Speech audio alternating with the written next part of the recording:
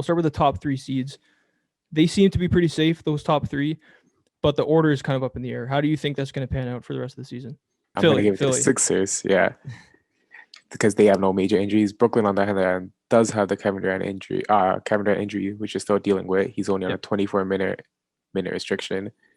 They have James Harden, who's just out with a hamstring injury. They have Kyrie Irving, who is injury prone and is going to get rest on back-to-backs. Maybe like 3 and 5 nights, he's probably going to rest one of those games. With the rest, that's probably the net stars are going to be given. I could see them just comfortably just getting that number 2 spot. I could see 76ers pushing for that 1 spot because it helps Joel Embiid's MVP case. And he could be like, hey, I want to play this game to get that MVP. And it helps Ben Simmons' Defensive Player of the Year case. Yeah, I think it's going to be tough for Milwaukee to make up 3 games on those 2. I'm going to give the edge to Philly too because I feel like they have more to play for in the regular season. Embiid's not out of the playoff race. Jokic is number 1, but you could make an argument that Embiid is number 2 with LeBron's injury, with James Harden's injuries. He could be number 2, and if they grab that 1 seed in like a really just like dominant way at the end of the season, it's not unconceivable that he wins. Ben Simmons, the Defensive Player of the Year, like you said, really good point there. I think one thing to watch though is we haven't seen Brooklyn play together at all. It's been 7 games, I think. If they just say, hey, we're gonna show everyone that we're real and that there's no questions about our chemistry going into the playoffs, and we're just gonna win like 16 straight or something. We're just gonna win 12 straight. Not 16 might be pushing it, but like, do you see that happening at all when they actually get fully healthy? They just go on a huge run to grab that 1 seed.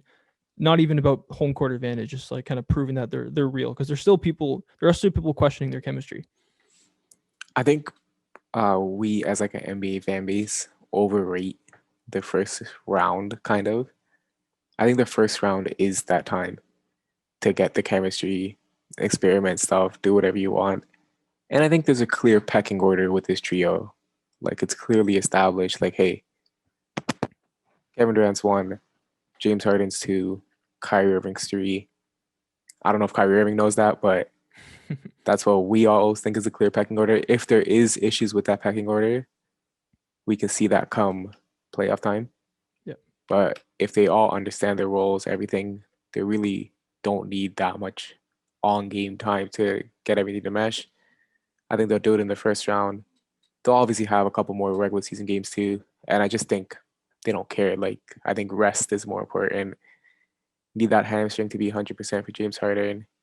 Need Kevin Durant's whole lower body to be 100%. Need Kyrie Irving's knees to be 100%. So I think they're just a little too injury prone to make a push in the regular season.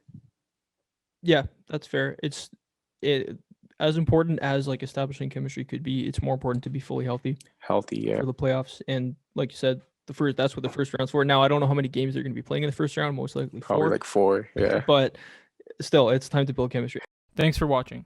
Listen to the Stretch the Floor podcast on Apple, Spotify, or wherever you get your podcasts, and follow us on Instagram.